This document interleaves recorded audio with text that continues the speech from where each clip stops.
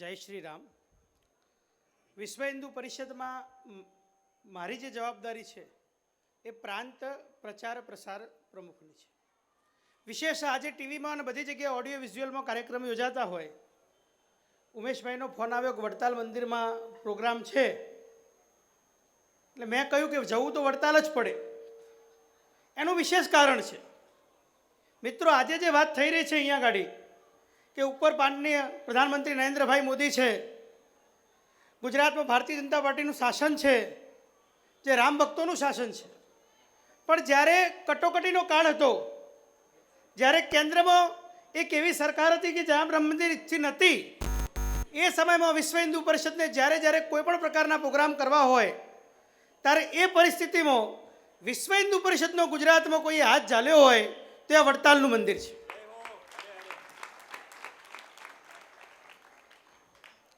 રામ જન્મભૂમિ મંદિરના પુરોધા રાષ્ટ્રીય સ્વયંસેવક સંઘના પ્રચારક અશોકજી સિંઘલ, એ અશોકજી પાછળ જે તે વખતે CIDઓ મૂકેલી કેન્દ્ર સરકારે કે એમના પ્રોગ્રામ થાય છે, જેના પ્રોગ્રામ થાય એ સંસ્થાઓનું ફોરેન ફંડિંગ રોકાય, આવી જ્યારે યોજનાઓ બનતી એ વખતે આ વડતાલ મંદિરમાં માનનીય અશોકજી સિંઘલ પધારેલા અને ડંકાની ચોતે વડતાલ ધામે અશોકજી સિંઘલનો ભવ્ય કાર્યક્રમ 2 દિવસનો અહીંયા કરેલો. એટલે આ માત્ર લીલોતરીનો સાથ નથી, અને વિશેષત ભગવાન સ્વામિનારાયણ પોતે જેમનું જન્મસ્થાન છપૈયા છે, અને આ મંદિર જે ભગવાને પોતે સ્થાપેલું, અને આજે એમના જન્મસ્થાનમાં એક બીજા મંદિરની સ્થાપના થઈ રહી છે, ત્યારે વડતાલ મંદિરનો કાર્યક્રમ એ અત્યંત વિશેષ છે. એટલે અહીં બેસીને આ કાર્યક્રમનો લાવો લેવો એ બિલકુલ ગંગા તટ પર બેસવા જેવું પુણ્ય છે.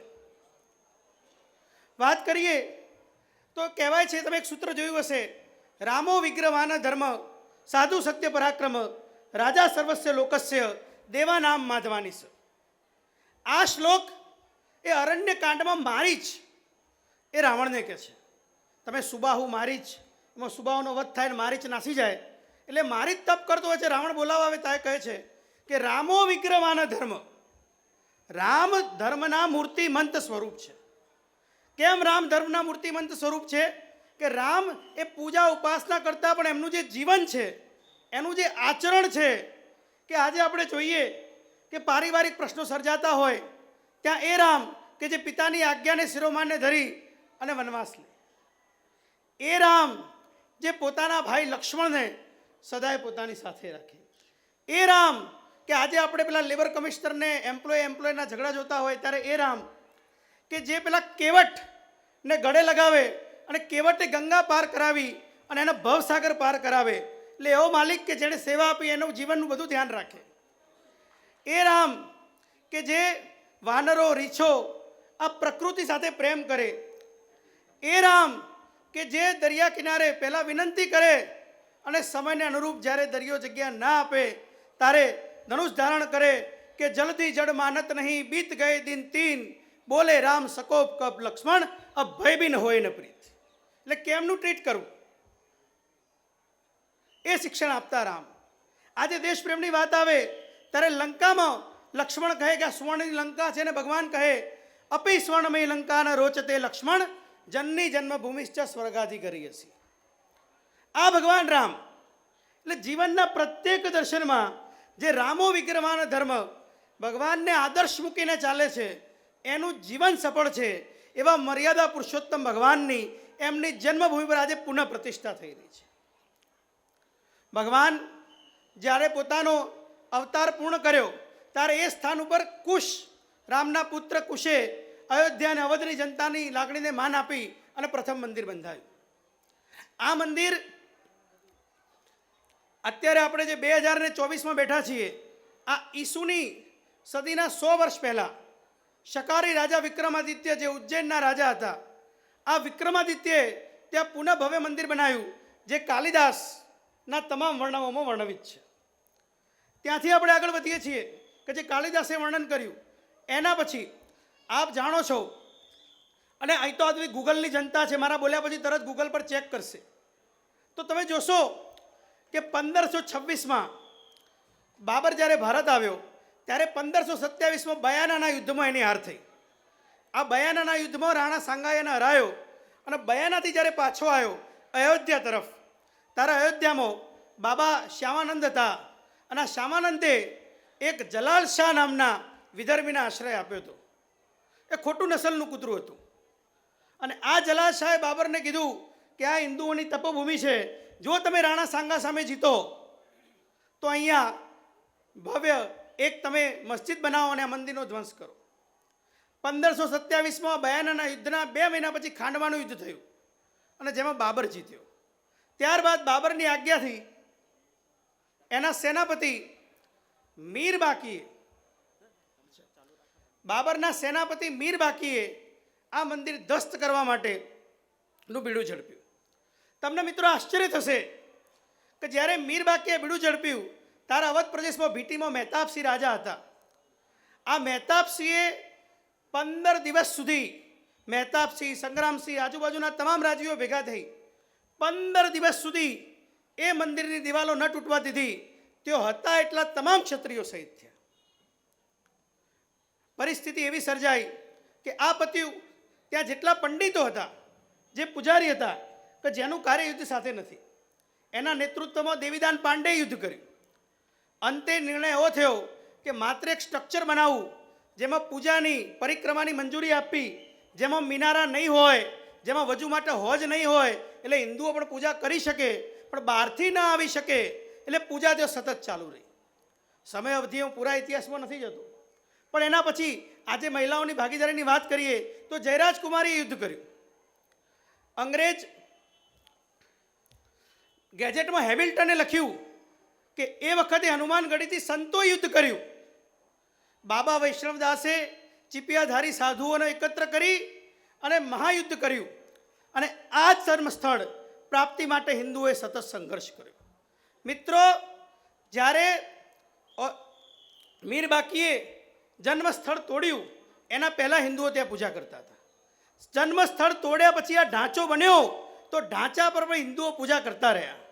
અકબરના વખતમાં સમુદાનમાં તો ચબૂતરો બનાવ્યો, ત્યાં પણ હિન્દુઓ પૂજા કરતા રહ્યા અને ત્યારબાદ આઝાદી પછી પણ હિન્દુઓ સતત પૂજા કરતા રહ્યા. 1984માં આ કાર્ય રાષ્ટ્રીય સ્વયંસેવક સંઘે હાથમાં લીધું. મેં જેમને વાત કરી તેમ સંઘના પ્રચારક માનનીય અશોકજી સિંઘલને આ કાર્ય સોંપાયું. એ વખતે અશોકજીના નેતૃત્વમાં રામ જાનકી રથયાત્રા અને રામ જાનકી રથયાત્રા પછી શિલાપૂજનના ભવ્ય કાર્યક્રમો યોજાયા. મિત્રો, તમને આશ્ચર્ય થશે કે આ એક એકતાનું મંદિર છે. સંઘના તૃતીય સરસંઘચાલકજી માનનીય બાલા સાહેબ દેવરસજીએ એ વખત કહ્યું હતું કે જો અસ્પૃશ્યતા કોઈ પાપ નથી, જો અસ્પૃશ્યતા કોઈ પાપ નથી તો દુનિયામાં બીજું કોઈ પાપ નથી.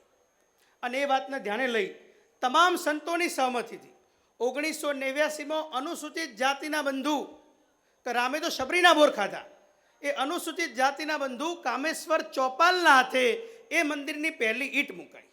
માટે આજે કહીએ છીએ કે રાષ્ટ્ર મંદિર છે. અને તમામ સંતોના આશીર્વાદ સાથે 90માં કાર સેવાની વાત આવી. આપ કાર સેવકોનું સન્માન કરવાના છો. કાર સેવામાં 2 દસ્તા બન્યા.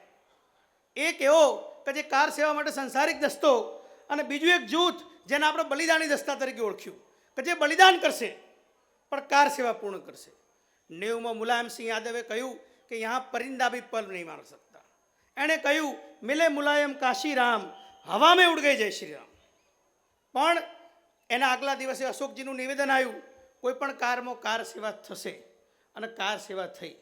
વેશ બદલીને કાર સેવકો જાણે છે, વેશ બદલીને ત્યાં કાર સેવકો પહોંચ્યા. 1 લાખ અને લગભગ 70,000 અર્ધસૈનિક બળોની ત્યાં તૈનાતી આસપાસમાં પૂરા અવધમાં પ્રદેશમાં. આ પરિસ્થિતિના વચ્ચે કાર સેવા ના થાય માટે ઇટાવાના પુલ ઉપર 10-10 ફૂટની દિવાલો, જ્યાં જ્યાં રસ્તા જાય ત્યાં ઊંડી ઊંડી ખાઈઓ. આ પરિસ્થિતિમાં લાખો કાર સેવકો એ મંદિરે પહોંચ્યા. હવે વાત એવી આવી કે સાંકેતિક કાર સેવા કરીએ, સરયુમાં માટી નાખીને પાછા વળીએ. ક્યાંક સંસારિક લોકો માને પણ બલિદાની કાર સેવક માને, સાધુઓ માને. આ પરિસ્થિતિમાં સાધુઓએ ત્યાં સરકારી વાહન હતું, એ કોઈ વાહન પર કબજો કરી એ વાહન ચલાવી અને બેરિકેડ તોડ્યા. આ બેરિકેડ તૂટવાની સાથે હજારો કાર સેવકોએ તુરંત હુમલો કર્યો. સુરક્ષા દળો પણ હિન્દુ હતા, એ સમજતા હતા કે આ ઘટના કંઈ ગોળીબારના યોગ્ય નથી. એટલે એમણે સરકારના આદેશની રાહ જોઈ અને જ્યાં સુધી મુલાયમસિંહનો આદેશ આવે ત્યાં સુધી તો એ ઢાંચા પર ભગવો ધ્વજ ફરકી ગયો. ભગવો ધ્વજ ફરક્યા બાદ તુરંત સરકારે આદેશ કર્યો, ગોળીબાર થયો. એ ઢાંચા પર ચડવાવાળા રામ કોઠારી અને શરદ કોઠારી, આ બે કાર્યકર્તા, એ શરદ કોઠારીને બજાર વચ્ચે શોધી છાતીમાં ગોળી મારી. અને શરદ કોઠારીને જ્યારે ગોળી મારી એને બચાવવા માટે જ્યારે રામ કોઠારી આવ્યો તારા નિશાન લઈને રામ કોઠારીને ગોળી મારી. તમે જોઈ હશે કેસેટો કે સરયુના અંદર રેતની બોરીઓ બાંધી બાંધી અને કાર સેવકોને નાખી દીધા. કેમ કે હિન્દુ સમાજને એક ઉદાહરણ બેસે કે બીજી વાર આ જગ્યાએ આવવું નહીં. પણ એનાથી ઉલટું થયું. અને ઘણીવાર એક પ્રશ્ન એવો ઊભો થાય કે ભારતીય જનતા પાર્ટીના લોકો આ કાર્યક્રમમાં કેમ આવે, કેમ જોડાય? મિત્રો, ઘટના ઉત્તર પ્રદેશની હતી, ઝઘડો ઉત્તર પ્રદેશનો હતો. તત્કાલિક કેન્દ્ર સરકારે ભારતીય જનતા પાર્ટીની રાજસ્થાન, મધ્યપ્રદેશ અને હિમાચલની ચૂંટાયેલી સરકારોને બરખાસ્ત કરી. આ રિવેન્જ છે, આ બદલો છે. આ પરિસ્થિતિમાં 92માં ફરીથી કાર સેવાનું આહવાન થયું. આ વખતે પણ હજારો કાર સેવકો ભેગા થયા. કોઈ કાર સેવક ઘેરથી કોદાળો, પાવડી, હથિયાર કશું લઈને નહોતું ગયું. એ બેરિકેડ બનાવેલા હતા એના થાંભલા, એ પાઇપોનો ઉપયોગ કરી અને આટલો મોટો 2.7 એકરમાં બનેલો વિશાળ ઢાંચો સાંજ સુધી ધરાશાયી થઈ ગયો. અને જ્યારે ઢાંચો તોડ્યો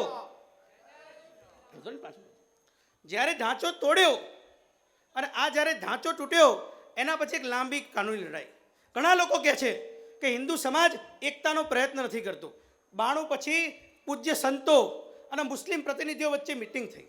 તમને આશ્ચર્ય થશે કે સ્વામી સત્યનંદ્રાતન ગિરીએ શુક્રવારે આ લોકો જ્યારે નમાજ પઢીને પાછા આવે ત્યારે સત્યમિત્રાનંદગીરી મહારાજ, જે ભારત માતા મંદિર છે કનખલમાં, એ સત્યમિત્રાનંદગીરી મહારાજે પોતાનું અંગ વસ્ત્ર પાથરીને કીધું હતું કે આ જગ્યા હિન્દુ સમાજને તમે દાનમાં આપી દો, દેશની એકતા બની રહેશે.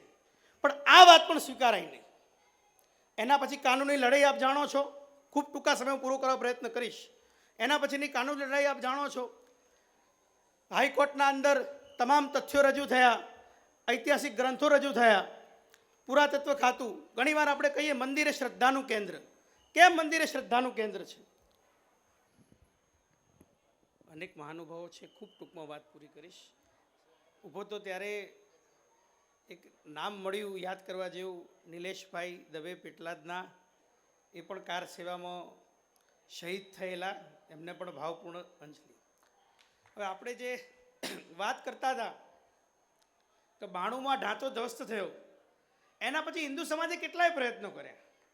આવા 3000 મંદિર, 1-2 નહીં, કાશી, મથુરા અને અયોધ્યા નહીં, પણ 3000. અયોધ્યા એટલા માટે યાદ નથી આવતું કે નિર્માણ થઈ ગયું એટલે હવે કાશી મથુરા દેખાય. એટલે લગભગ 3000 મંદિરો આ લોકોએ ધ્વંસ કર્યા. અને ધ્વંસ કરવાનો માત્ર ને માત્ર ઉદ્દેશ્ય એટલો જ કે મંદિર કેમ તોડવાનું, એ એમની કોઈ પવિત્ર જગ્યા નહોતી. પણ આ હિન્દુઓના સ્વાભિમાનનું પ્રતીક છે, એમની શ્રદ્ધાનું કેન્દ્ર છે, માટે એને ધ્વંસ કરવાનું. અને શ્રદ્ધા એટલે કેવી શ્રદ્ધા? તમે કલ્પના કરો કે 1984માં આપણે વાત કરીએ કંઈ રામ મંદિર બનશે, બે બાજુ એવી સરકાર જે લોકોને પ્રોમિસ કરે કોઈ હિસાબે નહીં બને. 1989માં 2.5 લાખ ગામોમાં રાષ્ટ્રીય સ્વયંસેવક સંઘ અને વિશ્વ હિન્દુ પરિષદના કાર્યકર્તાઓ શિલાપૂજન કરે ત્યારે તો વિશાળ ઢાંચો ઊભો હોય તોય કોઈ શંકા વ્યક્ત નહીં કરે કે આ ઢાંચો નહીં પડે. આજુબાજુ સુરક્ષા હોય તોય સામાન્ય વ્યક્તિ એ શિલાનું પૂજન કરીને ઉપર 25 પૈસા મૂકે કે ના બનવાનું છે. આને શ્રદ્ધા કહેવાય. શ્રદ્ધા એને કહેવાય કે જ્યારે કોર્ટના અંદર એફિડેવિટ મૂકીને આપણે કીધું કે ભાઈ નીચેથી મંદિર ના મોકલે તો અમારી જવાબદારી. અમારા ધાર્મિક ગ્રંથોમાં લખ્યું છે મંદિર છે ને છે. એ તો 2003માં પુરવાર થયું જ્યારે કેનેડિયન કંપનીએ એને લેઝરથી જોયું અને પ્રૂવ કર્યું. અને કે મોહમ્મદ એ મુસ્લિમ અધિકારીના અંદરમાં સર્વેક્ષણ થયું અને એમાં બહાર આવ્યું કે ના ભાઈ મંદિરના વિશાળ સ્તંભો છે. અને ત્યારબાદ કોર્ટની પ્રક્રિયા ચાલી. તમે નિર્લજ્જતાની હદ જુઓ. જ્યારે કોર્ટના અંદર આ પ્રક્રિયા ચાલતી હતી તારા વાત એવી આવી કે આ બધા અવશેષો તો મસ્જિદ ના હોઈ શકે. તો આપણે કીધું કશું મસ્જિદમાં મૂર્તિઓ પ્રસ્થાપિત કરવાની પ્રથા હતી? સન્નાટો. પછી આગળ આવ્યું કે ભાઈ આ જે મૂર્તિઓ, નવો એગ્રીમેન્ટ લાગ્યા, મૂર્તિઓ આ તો કે રમકડાએ હોઈ શકે. તો વાત આવી કશું મુસલમાનોના દીકરા વરા અવતાર એટલે એમને સુવર કહેવાય, તો સુવરના રમકડા રમતા હતા, ઘોર સન્નાટો. તો તદ્દન ખોટી રીતે તો કોઈ પણ પરિસ્થિતિમાં મંદિર ન બને. હાઈકોર્ટના અંદર આ પ્રૂવ થયું કે આ જ ભગવાનની જન્મભૂમિ છે. કોર્ટમાં ત્રણેય જજોએ સર્વાનુમતે સ્વીકાર્યું કે આ જગ્યા ભગવાનની જન્મભૂમિ છે, પણ મુસ્લિમ પક્ષકારોનું પોઝેશન હોવાથી એ જગ્યા 3 ભાગમાં ડિવાઈડ થઈ. નિર્મોહી અખાડા પૂજા કરતો હતો, મુસ્લિમ પક્ષોનું પોઝેશન હતું, અને રામલલા બિરાજમાન ભગવાન પોતે, કારણ કે ભગવાન પોતે પક્ષકાર બન્યા હતા. વિશ્વ હિન્દુ પરિષદના અધિકારી નિવૃત્ત જજ દેવકીનંદન અગ્રવાલજીએ જ્યારે અરજી કરી ત્યારે એમણે ભગવાનના મિત્ર તરીકે અરજી કરી હતી, જેનો આ વિજય થયો છે. કેસ સુપ્રીમ કોર્ટમાં ગયો. સુપ્રીમ કોર્ટમાં જ્યારે ચર્ચા થઈ ત્યારે હાઈકોર્ટમાં જ પ્રૂવ હતું કે નીચે મંદિર છે, પણ મંદિર તોડીને બનાવ્યું સાબિત થયા છતાંય આ ખંડિત ચુકાદો 3 ભાગ એટલે સુપ્રીમ કોર્ટમાં હિન્દુ પક્ષે માનનીય પરાશરનજી, આજે રામ જન્મભૂમિ તીર્થ ક્ષેત્ર ટ્રસ્ટના એક વરિષ્ઠ સભ્ય છે, એ પરાશરનજીને કહ્યું. પરાશરનજી પદ્મભૂષણ પદ્મવિભૂષણ ભારતના સોલિસિટર જનરલ એ 90 વર્ષની ઉંમરે કોર્ટમાં ઉપસ્થિત થયા, અને એ કોર્ટમાં 90 વર્ષની ઉંમરે ઉપસ્થિત થઈ પરાશરનજીના નેતૃત્વમાં આપણા વકીલોએ સાબિત કર્યું કે જ્યારથી આ કેલેન્ડર બન્યું ત્યારથી લઈને આજ સુધી હિન્દુઓ આ જગ્યાએ પૂજા કરતા આવ્યા છે, માટે આ જ ભગવાનની જન્મભૂમિ છે. કોઈનો પ્રોપર્ટી પર કબજો હોય, પ્રોપર્ટીને નુકસાન થયું હોય તેને કમ્પેન્સેશન મળે, જેને વળતર કહેવાય. અકસ્માત થઈ તમારું સ્કૂટર તૂટી ગયું, સ્કૂટરના પૈસા હોય, પણ જન્મભૂમિનું કોઈ વળતર ના હોય. જન્મભૂમિ હોય અને સદીઓ સુધી હિન્દુ પૂજા કરતા રહેશે. આ આસ્થાનો વિજય સુપ્રીમ કોર્ટમાં થયો છે, અને એ વિજયના કારણે સુપ્રીમ કોર્ટે જજમેન્ટ આપ્યું કે આ જ ભગવાનની જન્મભૂમિ છે. અમે જે કાલખંડ જોઈએ છીએ, જ્યાંથી કાલખંડ સમજવાનો પ્રયત્ન કરીએ છીએ, એ ચાહે વિક્રમાદિત્યનો કાળ હોય કે પુરાણો હોય, વેદો હોય, ત્યાંથી અમે જોઈએ છીએ કે આ જ જગ્યા ભગવાનની જન્મભૂમિ છે, માટે આ જ જગ્યાએ ભગવાનનું મંદિર બનવું જોઈએ. એટલે ન માત્ર જન્મભૂમિ પરત આપી, પણ સુપ્રીમ કોર્ટે મંદિર બનાવવાનો નિર્દેશ આપ્યો. અને આ મંદિર એ કોઈ સરકારી મંદિર નથી.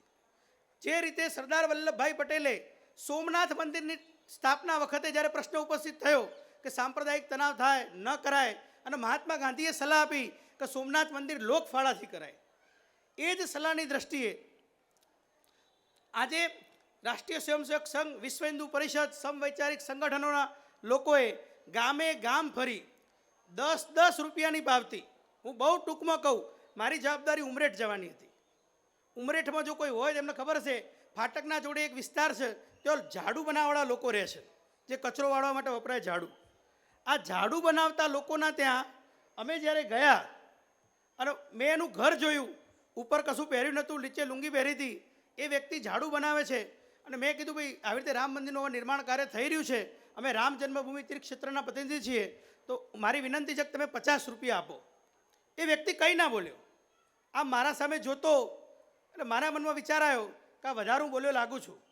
એ ઊભો થયો એટલે મેં કીધું 10 રૂપિયાની એ પાવતી છે. તમને આશ્ચર્ય થશે, એ વ્યક્તિ અંદર ગોદડામાંથી દાટેલા, ગોદડા નીચે મૂકેલા 500 રૂપિયા કાઢીને આવ્યો. સાહેબ 10 પાવતી આપો. મેં કીધું નાના 500 વાળી પાવતી છે, ભગવાન હું તમને ઓળખી ના શક્યો, એમાં એક જ પાવતી આપવાની છે. એટલે આવી રીતે ઘેર ઘેર ભારતના લગભગ તમામ ગામડા 12 કરોડ ઘરોનો સંપર્ક કરી અને આ રાષ્ટ્ર મંદિર તૈયાર થયું છે. આ કોઈ એક, જેમ આપણે કહીએ બિરલા મંદિર બિરલાજીએ બનાવ્યું, આ એવી સ્થિતિ નથી. આ એક હિન્દુ, તમામ જાતિ ધર્મ, ચાહે વનવાસી, ગિરિવાસી, અનુસૂચિત જાતિ, જનજાતિ, બહેનો, આ તમામ જોડેથી સંઘના કાર્યકર્તાઓએ ફાળો લઈ અને મંદિર બનાવ્યું છે. હું અત્યારે ઉલ્લેખ કરીશ, માફ કરજો સ્વામીજી, તમને ન ગમે પણ મારે કહેવું પડે, આ મંદિરનો 1 કરોડ રૂપિયાનો ફાળો છે. 1 કરોડ રૂપિયાનો ફાળો. એટલે આ હિન્દુ મંદિરોના ફાળાના કારણે અને તમામ સ્વામિનારાયણ મંદિરો તરફથી અમને ફાળા મળ્યા છે. અત્યારે લગભગ 3300 મંદિરોમાં આ કાર્યક્રમ થઈ રહ્યો છે. તો આ તમામ ધાર્મિક સ્થાનો, મંદિરો અને લોકોના લોકફાળાથી આ ભવ્ય રામ મંદિર આજે આકાર પામી રહ્યું છે, અને ભગવાન આજે એમાં બિરાજી રહ્યા છે. ધન્ય છે આપણી આંખો કે જે આજે 400 અને લગભગ હવે તો 96 વર્ષ થવાયા, એટલે 496 વર્ષ પછી જન્મભૂમિ પર ભગવાનની મૂર્તિની પુનઃ પ્રતિષ્ઠા આપણે જોઈ રહ્યા છીએ. એટલે આપણે સૌ નસીબદાર છીએ કે આ દિવ્ય ક્ષણના આપણે સાક્ષી બન્યા છીએ. આજના દિવસે એ સંભવ નથી કે બધાનો સમાવેશ થાય. બીજી પણ એક વાત કરું કે વડતાલ મંદિરનો ત્યાં ભંડારો છે, અહીંથી લગભગ 55 સંતો, 55 પૂજ્ય સંતો અત્યારે વડતાલમાં છે, ત્યાં અયોધ્યામાં છે, અને આવે એટલા લોકોને 20 દિવસ સુધી જમાડવાની વ્યવસ્થા એ વડતાલ મંદિરની ત્યાં છે. એટલે આટલો સુંદર સમન્વય થઈ રહ્યો છે. તમામ લોકો આજે જઈને દર્શન કરે એ સંભવ નથી, પણ વિશ્વ હિન્દુ પરિષદ, રામ જન્મભૂમિ તીર્થક્ષેત્ર, રાષ્ટ્રીય સ્વયંસેવક સંઘ અને ભગીની સંગઠનો વતી હું આપ સૌને અપીલ કરું છું કે આજે ભગવાનની સ્થાપના ત્યાં થઈ જાય પછી અનુકૂળ સમયે આપણા પરિવાર સાથે જો જઈએ અને ન માત્ર ભગવાનના દર્શન કરીએ પણ હિન્દુ સ્વાભિમાનની પુનઃસ્થાપનાને આપણી નજરે જોઈએ. એ 161 ફૂટની શિખર ઉપર જ્યારે હિન્દુ ધર્મની ધર્મધજા ફરકાશે ત્યારે ન માત્ર એ મંદિરની દશા હશે પણ આ દેશ અને આખા વિશ્વની હિન્દુ જીવન પદ્ધતિ તરફ નિર્દેશ કરતી દશા હશે. મેં થોડોક વધારે ટાઈમ લીધો, ક્ષમા ઈચ્છું છું. આભાર. જય શ્રી રામ.